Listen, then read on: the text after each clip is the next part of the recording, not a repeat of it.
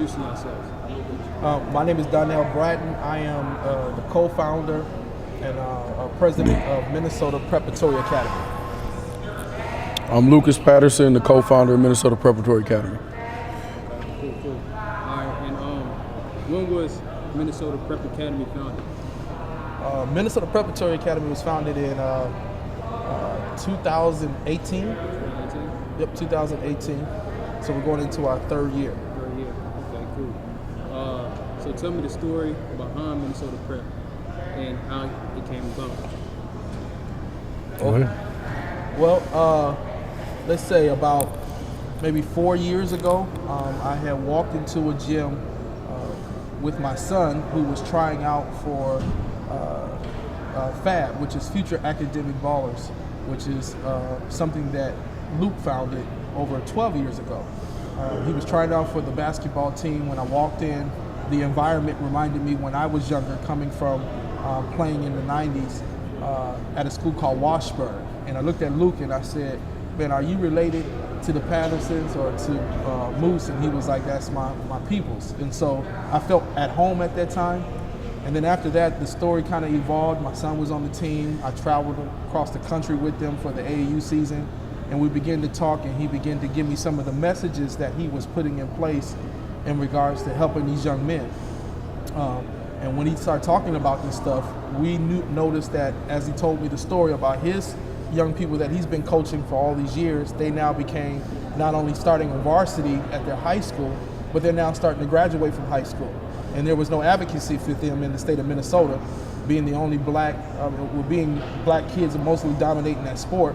There was no advocacy for them, so we decided to start having conversations around how do we advocate for him. And I'll let Luke pick it up from here where we can. Yeah, so then we took well, actually it was in June, so when graduations were happening and we were still having, during the spring season, you still got 17U and AAU going on all the way to July. So some of them guys were unsigned seniors, and we just took it upon ourselves, because they were junior colleges and things that were probably beneath their abilities, that we thought we could put them in better situations if we just start making some connections, going down south. So we decided to do an HBCU trip, and the HBCU trip was Mississippi Valley State, because it was right around the area of a prep school called Tennessee Prep, which one of my mentors, James Houston, who founded Streets Youth in the City,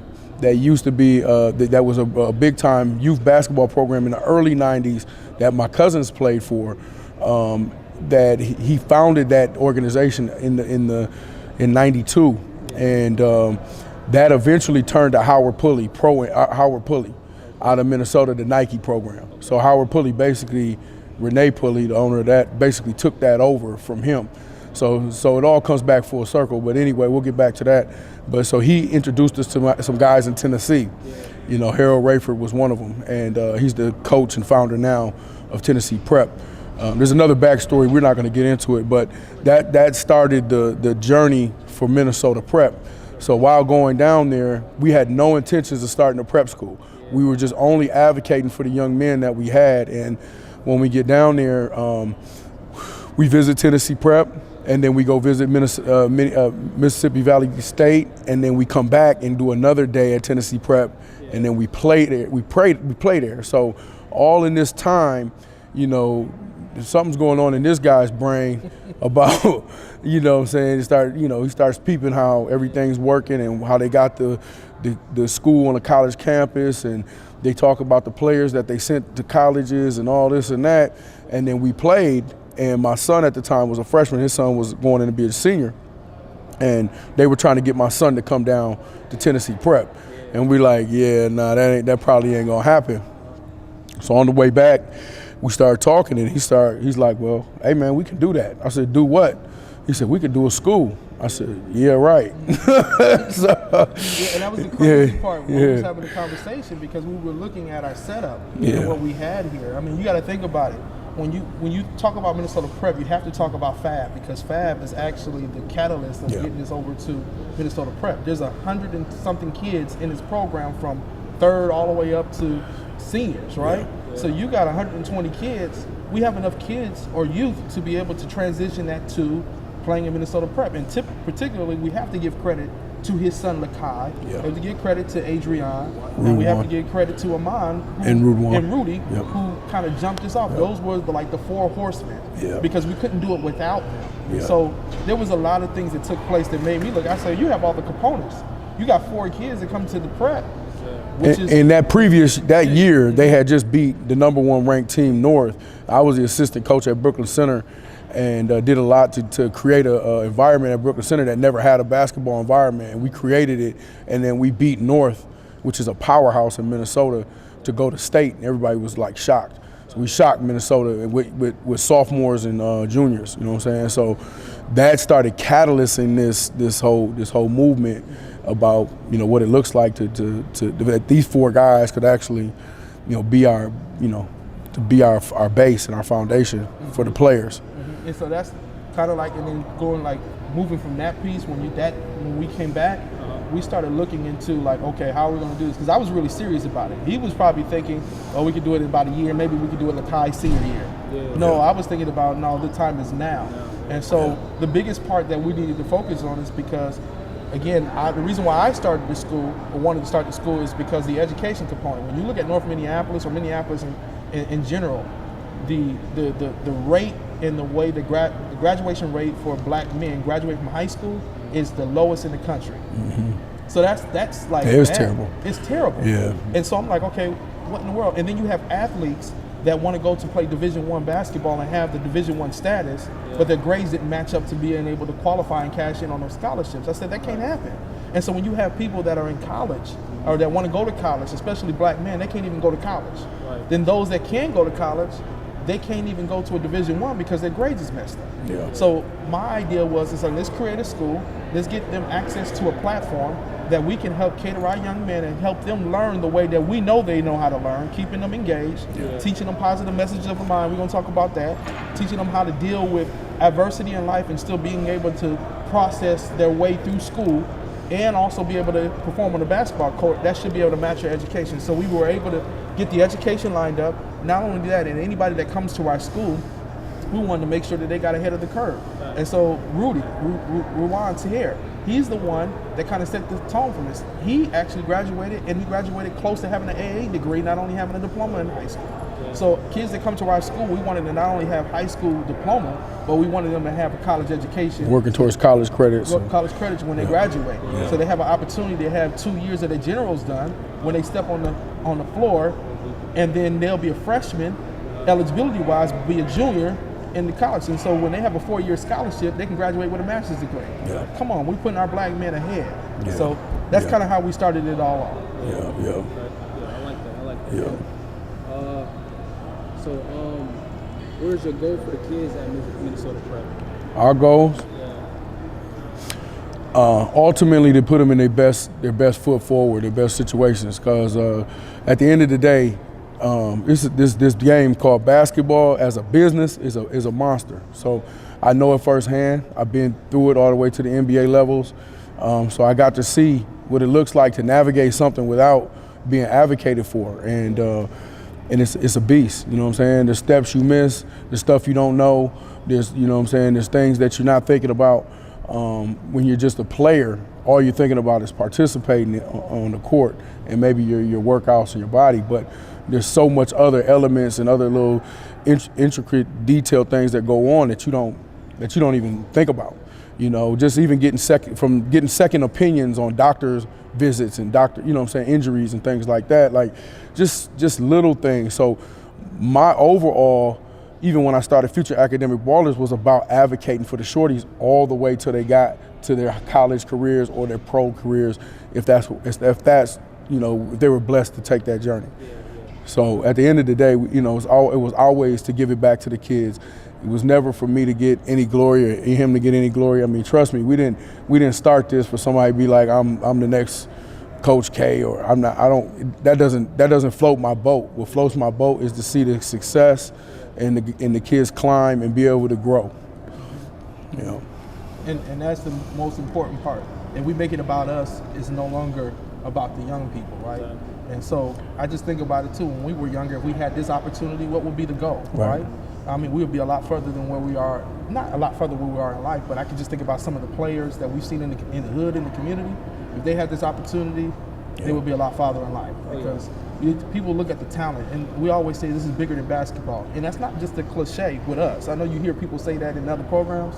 This is not, like, what we do is so much bigger than basketball, right? And you're teaching young people not only just how to play the game, but we're talking about the game of life too, right? And so we work with the young people holistically, and that's the goal. How do you become, when you come to us, a better man? You know, so when you go back home to your communities, when you go back home or whatever endeavor you have in life, is to be better at what you become. Right? And then I always have a platform that you can always reach back to, and then, to kind of clarify it all, kind of give you a story, a backstory.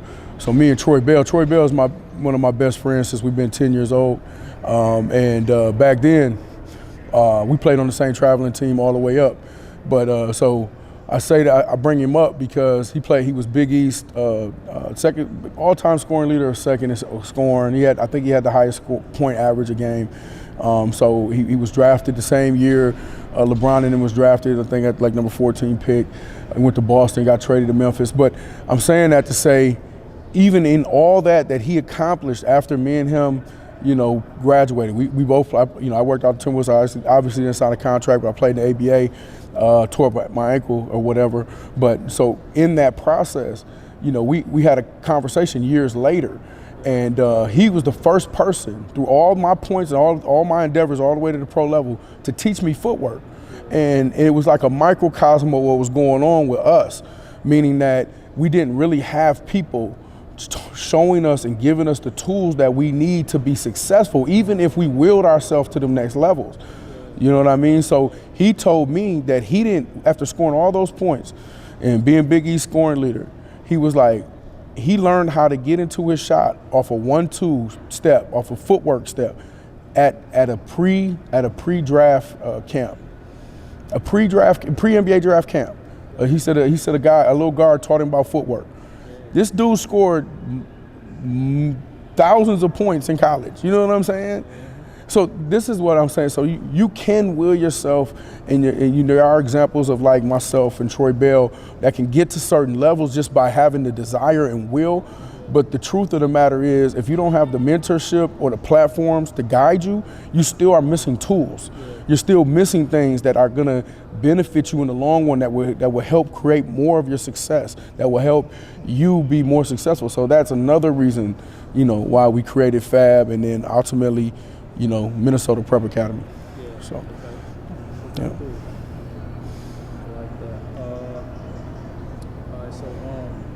So you and your team travels the nation a lot. What is your favorite part of traveling? What city stands out the most? ATL, no, I'm just playing. Atlanta stands out. We've been here the most. It's like our second home. Yeah. Well, actually, Phoenix. Phoenix too. Phoenix is also too. I think, for me, it's rewarding to see these young people at, last year we traveled 17 states, right? Some of these young people ain't never been outside their state, And so I have to say this, in the state that we're in, there's a rule that anybody that plays high school sports, they can't travel 300 miles outside of their states to compete on any level playing basketball, right? Or any high school level play basketball. Well, when you think about the state we come from, Minnesota, there's only one Division I school, and only 3 or 4, maybe 5 scholarships is going to go to that basketball player. With the choices of our kids being able to play Division I basketball, we definitely have to take this to outside of beyond AAU.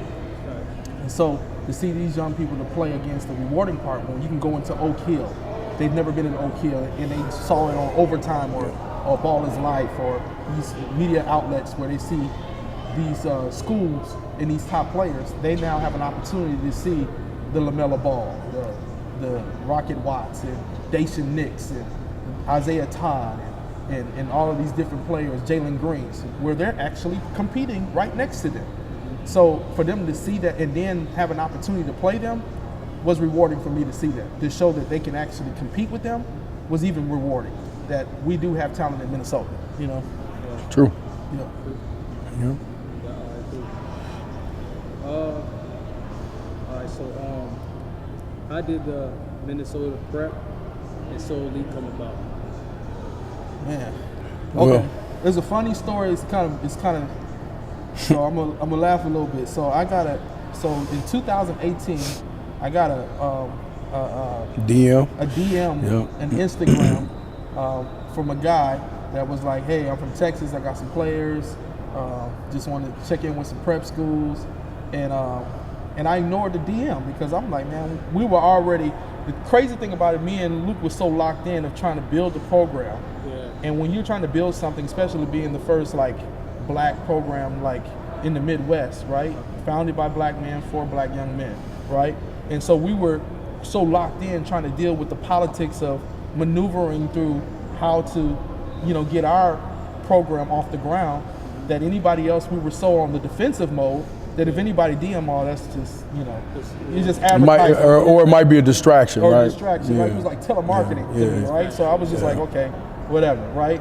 And so then I got a DM, like Last.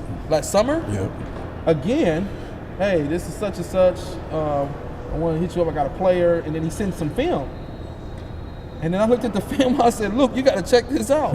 And I think Luke, you had already got the film, right? Yeah. You got. I forgot how they contacted Luke on a separate end, and it's crazy how this stuff happened. And so we ended up getting in contact with Coach Majak, and Coach Majak had moved to Minnesota, and we were like, man, like. He's like, he got some players, and then we had a conversation, and we was loving his vibe, and we was loving what he was doing. So I looked up So Elite, and I was like, oh man, he's doing some powerful things, especially around the Sudanese population. I was like, man, this is dope. Like, and then when we brought him in and kind of had conversations with him, Well, when we brought him in, I be honest, I thought he was one of the recruits. When he shook my hand, I said, "Oh yeah, I got damn, he long. It's a long fella right here." I'm like, "Yeah, what's Put a up, man?" jersey on him. You know what I mean? So I was like, "Yeah, he gonna hoop." Like, yeah. But then he was like, "No, I'm Coach Majak." I'm like, "Oh, what's up, man?" Like, I thought I was gonna put you on this court with me real quick, but yeah, nah. Yeah. And the storyline and it's just the stuff that. Right. And so let me just back up. So me and Luke, we've been through some things, right? And when we start the school off, and we made a promise that if we see somebody young trying to come up and trying to do some things to help and benefit young people, we won't do what was done to us. Right. Not that anything was done bad. It's just that we want to make it easier for other just the people. shunning and not trying to, put us on and kind of trying to like, oh, y'all tripping, y'all can't make this happen, or who is them two crazy dudes, Patterson, you a nut, and who is this preacher dude thinking he can come in here and do some basketball? He don't know nothing. And so that was the cold shoulders we were getting, and we vowed that if we seen dudes like us or moving in the manner we move, that we would help them. You know what I'm saying? Or we would partner with them or build with them. So. And that's how Majak, he came in the gym, and it's just like we've been knowing this dude all our life. Cause it's like he's like our little brother. He completes our sentences. He knows our thoughts.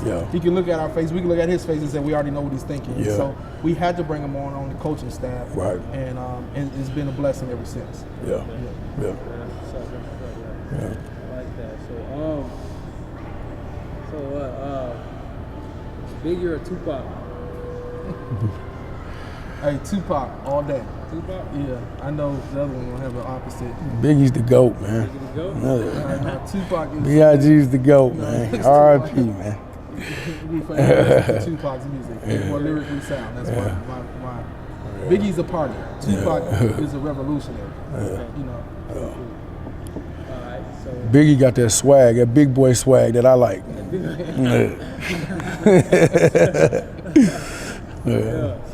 Okay, so back on top, we're gonna go with so with Minnesota Prep becoming a powerhouse program, what are your next plans? Just to continue to grow it, man. Take it one day at a time. Make sure that we're always evaluating and making sure that everything is on the up and up. Just plugging in holes, putting people in good people in situations where we empower them while they empower us, and just continue to grow it and see where that takes us. Yes, sir. Yes, sir. Cool. All right, so with the high caliber pros coming out of your program, how many pros do you see you guys having in the next 10 years? Well, I can definitely speak on one. He won't, but I'm going to speak on it for him, and he can complete it. But one of the pros I see coming in the next couple of years, right off the back, is one of our first alumni that helped us jump this off, is Lakai Patterson, his son. Never seen a guy that play basketball like he does. I mean, it's just amazing how he plays. I knew he was a pro. I became a fan when I seen him playing varsity at 8th grade, right, in high school. And I'm like, look at this little boy out here killing, like he was killing. Yeah. And so just this tendency, how he thinks, his mental capacity is going to be big for our program. He actually set the tone for everybody else, right? So he made it easy for all of the young people that's coming on now. And just his mentality when he goes to play in the NBA, you know it's bound to happen. He was fortunate enough to have this opportunity, and he took advantage of it. I mean, he left everything out there. I mean, when I say he played, he soaked all of this in, and he's one of the players that we always reference when we talk to our other players. And so I can see that happening. I see a couple pros. I can see, a couple of them I can mention, like DJ Jefferson, who is with us now, junior year. Definitely has pro tendencies. I mean, he has done some NBA elite things like, man, oh my goodness. I mean, we're seeing this up close. High school students with that, doesn't even know how good he is yet. So, but we have a couple pros in our building right now that can definitely play and get a check. Yeah. And a couple pros that came out of the FAB program, Kerwin Walton at North Carolina, Miles Studi at Vanderbilt, definitely going to be getting a check. And these are all guys that I come off of, our platforms, what we teach, how we develop, and I'm not taking credit for just basketball. I'm really taking more credit for their mind and how they thinking. You know what I'm saying? Anybody can skill and drill with you, man, but to build them up as young men and young black men in this game is a big deal. And then to piggyback on Lakai, like when we start, the further we get away, Lakai gets away from Minnesota Prep, the more years, or more months and days he stretches away from Minnesota Prep, we start realizing, his impact on the game. I think last year we set a record in the grind session. We won 18 games, and that was unheard of, to win 18 games in the grind session. You just don't do that.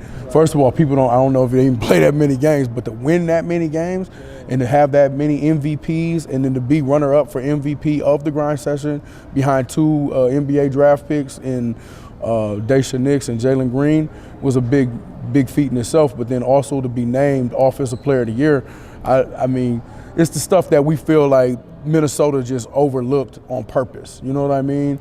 And we think that because of that, a lot of that, hurt a lot of his recruitment.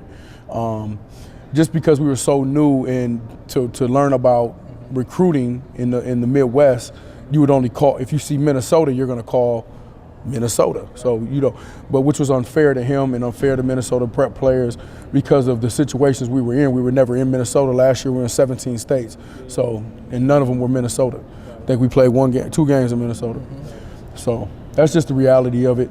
But we know the type of caliber guys we're producing. We know what's very possible here in the near future, and the people that's going to be coming through So Elite, through Minnesota Prep, through our channels are gonna, hopefully you guys get to know us. Yeah, it's got even bigger now. So that's the beautiful thing about the NBA prospect part, is just networking with So Elite. That's the dopest part, because now it spreads our awareness where we're global. It's not just we're just statewide or region-wide or national-wide. We're actually global-wide. We have kids from all over, like from Canada to Sudan or whatever. We have kids all over.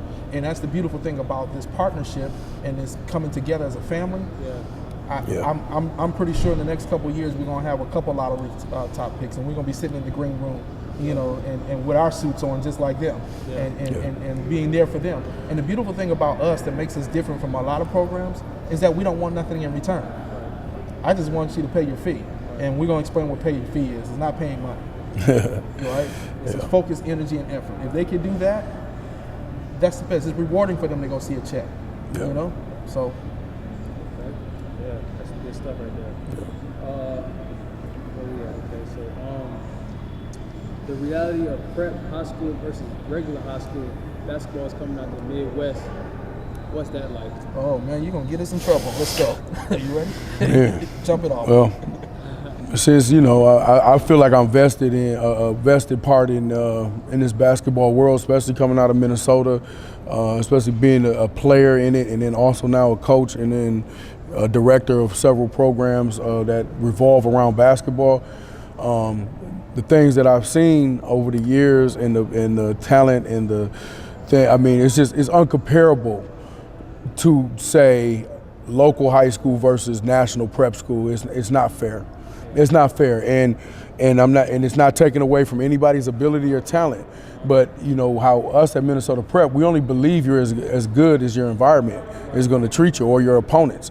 So, you know, you can only be as good as your opponents.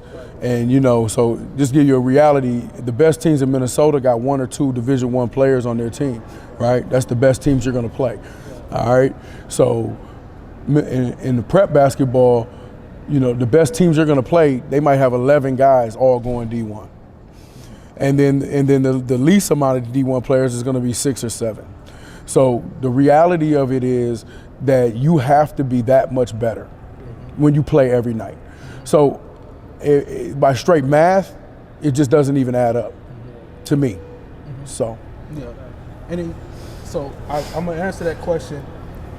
I'm gonna bring you to that question in just a minute. I'm gonna answer that so that when people are viewing this, they can understand that this is not something we're making up, right? Yeah. So the resume speaks for itself, right? And so you have to go back early 50s to the Patterson family. You got to talk about his grandfather being drafted the same year Elgin Baylor was drafted in the NBA, right? So there's some history there. So it's not like we're making this up in Minnesota. Like Patterson family is, Shorty Patterson was drafted by the Minneapolis Lakers. Right. And then you transcend to there, then you have, which I can remember growing up, Minnesota had they had 1A and 2A, right? So you had the first 2 black schools in 94 winning the state championships. That was St. Agnes and Washburn. On Washburn, predominantly black students. On St. Agnes, predominantly black students. And so this is the first time in like history this is happening, right? So they're winning the state championship, and then after that, they come up with all these different rules about who can play what, and so now you got 4 sections: 1A, 2A, 3A, and 4A. Well, let me stop on there. Yeah. I'm just elaborate on them too. Yeah. So all black teams won championships in '94. No players on either one of those teams were on the in-state, out-state, all-star game. Yeah, they didn't None. get the honors. Not one. They won the state championship. I mean, but Washburn was 30-1. They lost. The only black school was North, and at the time, Khalid was a freshman, Elamine, that played at Connecticut. You know what I'm saying? So went to NBA. we went to the NBA. So I'm just trying to give you a backdrop. Like, you know, Rob Messers played at Miami of Ohio. You know what I'm saying? So these guys, like, it was elite. You know what I mean? But for Minnesota basketball, and we weren't getting our just due. So that's the part where you think about advocacy, and then who comes up with the ranking systems, like especially in Minnesota. Like, wait a minute, they just won the state championships, and you mean they don't get no honors? But we did have some brothers. Derek Rubin was a Mr. Basketball, and he did that year when they didn't get on the All-Star teams. He made his own Inner City All-Star Classic, which honored the players from the 2 championship teams to play in the All-Star games that were seniors. So I'm just saying, so there were people that were working behind the scenes, but it wasn't the Associated Press, it wasn't the media, it wasn't, you know what I mean? It was our own people trying to pull our own resources together. Right. And so that was the biggest part. And so then going forward, we're part of a league called the Grind Session, right? So the Grind Session, when he talked about, like, you know, it produced, I think they said over 1,000, over the last 3 years, 1,000, was it over 1,079 college, Division I college scholarship players. Yeah. And then out of that, there's like over 200 players in the NBA from out of the Grind Session in the last couple years. Yeah, it's ridiculous. The numbers are ridiculous. It's crazy. Yeah. So to have any comparison to the Grind Session, which is their own league, to where we play local high school leagues, there's no comparison. Well, so, and then we go to this point. Last night we played Liberty Heights, considered the best team out of, give or take, out of North Carolina, right? So, I mean, we play them to a 3-point game, thought we could pull it off. But I'm just saying, so we'll play everybody's best team all across the country. It's not going to be, so that's not an issue. Like, but what other high school in the country can do that? You know what I mean? So to give you an example of our schedule, we start off with Oak Hill, at Oak Hill, playing Oak Hill. Then we go play Lalamere. Then we're playing some of the top 10 tonight. We play Hamilton Heights, right? And so these are teams that are, according to the Associated Press, the National, the USA Today, these are top 25 teams. Yeah. You don't get to do that in your local high school. Exactly. And so, and then the biggest thing about the grind session that has afforded us an opportunity to learn this is that we control our own narrative. Yeah. No one can dictate and control where we go, who we play, and who we don't play. Yeah. We control the narrative for our students, and the students are now in the driver's seat. We're in the driver's seat to write this story for them to actually get to the place that they need to be instead of someone else writing the story, and then you owe them something. They don't owe us nothing. We write the narrative. For so long, they've been writing the narrative of how our young people are getting served. Yeah. They're gonna try to teach us how to serve our black people? No, we figured it out. We created an opportunity. The grind session has afforded us an opportunity that we can control the narrative of who we play. We play everybody and anybody, anywhere. You know, that's why we're in Atlanta. Yeah, Atlanta with it. Yeah. On Martin Luther King's weekend. Come on.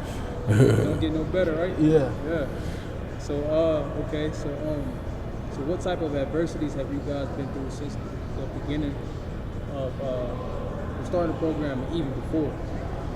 I'll say this is that, and there's some politics involved, and when I say that, but also too, when we first started this off, we didn't have nobody holding our giving us money and sponsor us. We don't have a shoe deal. We're not sponsored by any of the major shoe companies. We're not sponsored by like major drink companies. We just got it from me and him. Yeah. And the adversity is to actually see how in the world did we make that happen, traveling all those states with no sponsorships. Right. I'm still trying to figure that out. Right. Like when I look at the budget, I'm like, I don't even know how we did that. I don't even know how we take. That's a physical and financial standpoint, but like if we go more with the mental and the character stuff, like we've been through a lot. Like being able to take these hits would knock a regular person off his square. I mean, they wouldn't have did what we did. They wouldn't have climbed that mountain. Just because you have to have your perseverance and your persistence has to be so great that you're gonna have to be able to take that hit, get back up and get back on. Even if you're close to the top, you get knocked down, you have to climb all the way back up. So that's what they were trying to do.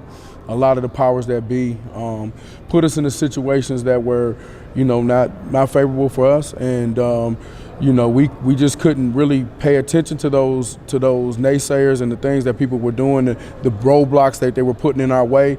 We just had to learn how to post and pivot. You know what I'm saying? Go around it and go through it, go under it, go over it, and still stay sane.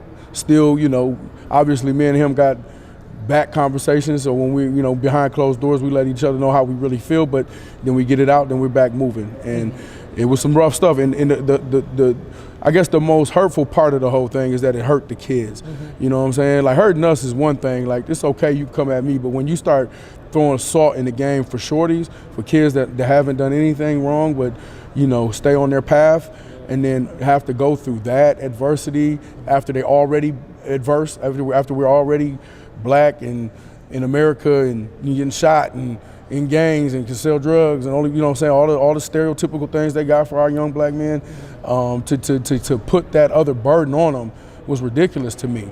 It kind of made us have to really, tighten up and have real conversations with each other like, yo, this is how we got to move, and these are the way. This is the things we got to do, because this we can't let these things happen to our boys.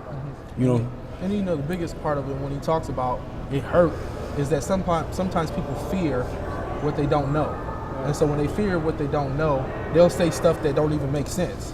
And so one of the things is like, you're not a real school, they're not really getting education, we're just a basketball school. And that was so far from the truth, where it actually hurted some of the recruitment of kids that deserve to be in Division I basketball. Yeah. So college coaches wouldn't even come to the gym to look at kids because they didn't feel like we was a real school where they were getting real education. Well, they were told that they were in violation if they came to our school. Yeah. Just all kind of bogus conversation that just didn't make any sense. Yeah. And then you turn to 2020, you turn everybody on their ear. Now everybody's a distance learning school now. So, I mean, you stay the same, man. Everything comes back around, right? Yeah. So, I agree. Yeah. I agree. And then we'll talk about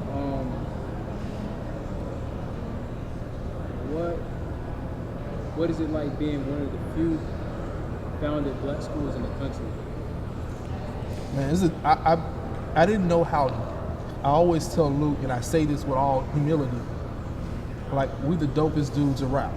And I say that with all humility from the perspective of when you look at this basketball scene and you go travel across the country and who's writing the narrative for young people, we're actually in the driver's seat of controlling the narrative as black men. You know, I worked in a nonprofit background for a while. In the nonprofit sector in Minneapolis, in St. Paul, is usually people that don't look like me that writes the narrative of how black folks should serve black folks. To put yourself back in that position to say, hey, we're going to take the pen and the piece of paper and now we write the story. Instead of someone writing the story for us or what they see out of their own lens. We live it. We've been a part of being in the urban community. And so when I go across the country and I see other schools their narrative is controlled, and I look at what we're doing, I look at him, I say, man, we're really dope. I mean, like, I'm really, and I say that from dope as Minnesota Prep is a really dope school. If I was a student, I would want to come to Minnesota Prep. So, and let's just put this out there. This wasn't created out of spite. This is created for empowerment, to give kids an opportunity. That's what this was created for. And that's the reality. That's not, so whoever's story or whoever, despite everybody's stories or whatever they know about us or they think they know, that's the reality. And so since we picked up the pen and piece of paper, we empower kids to pick up a pen and piece of paper and write their own story. Because if we could do it, they could do it. And that's what we put in them. It was like, man, we did it, and we showing you how we do it. You know, this is real, and they see what's real. The coaches, they're around us. They see that everyone has a pen and piece of paper. Write your story. No one has to write it for you. We just created the platform to get you some pens and pieces of paper. Okay, cool. Now speak about the alumni that come out of the program. I know y'all spoke with a little bit about it. So.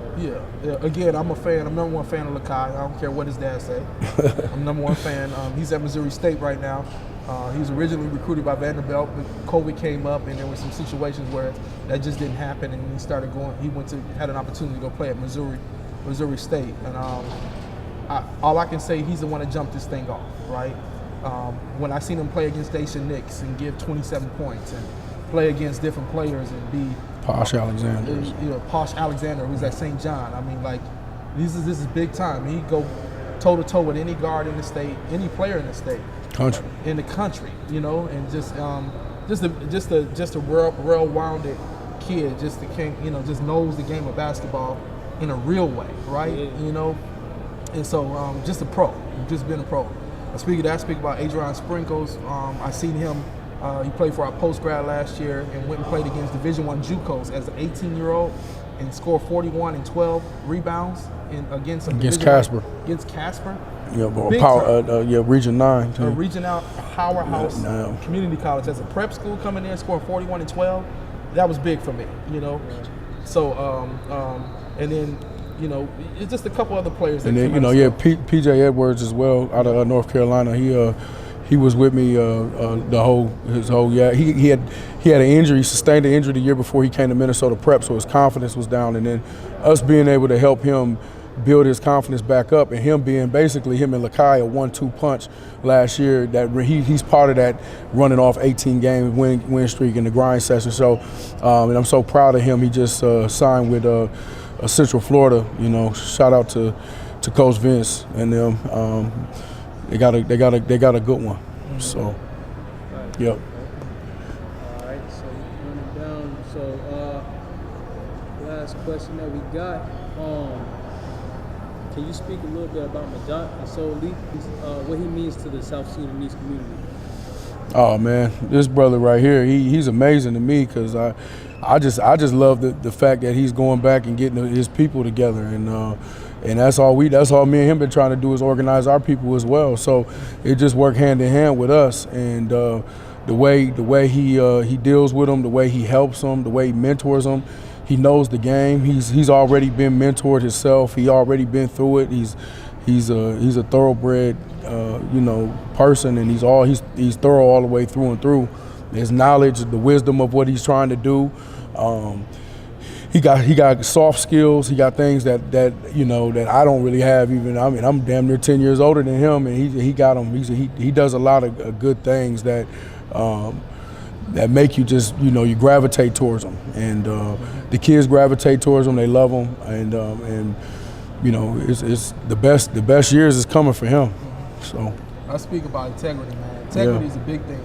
You know, when you do the right thing when people are not watching you, you know, and I'm a very observer. I'm a protector of what we've built, you know, and I've always watched how people move and certain things, and I haven't seen anything negative like in regards to what he does. And so it speaks volumes when you can see that displayed in some of the children and the young people that he's worked with, is that you can see that they're, oh, that's a so elite kid. You know what I mean? That's kid, and how they respect him. His voice has power. If you can't respect your leader, I sometimes question the leadership, right? So for him to have a voice and people listen is a big thing. So South Sudan elect Majak, president of that country. You hear me? He's the next president. Definitely ambassador. Man, straight up. I like that. Yeah. But yeah, so that's all the questions that we got. You know, appreciate y'all for having being on the show. You know, good luck to y'all. Great things about to happen. You know, y'all came up a long way. So 40-minute interview right here. But you know, is there anything y'all want to leave with the people? Nah, man. Thanks for having us. It is what it is. We're gonna keep going. Keep going. So, Yeah. All right, cool. Thank you. thanks. Yeah.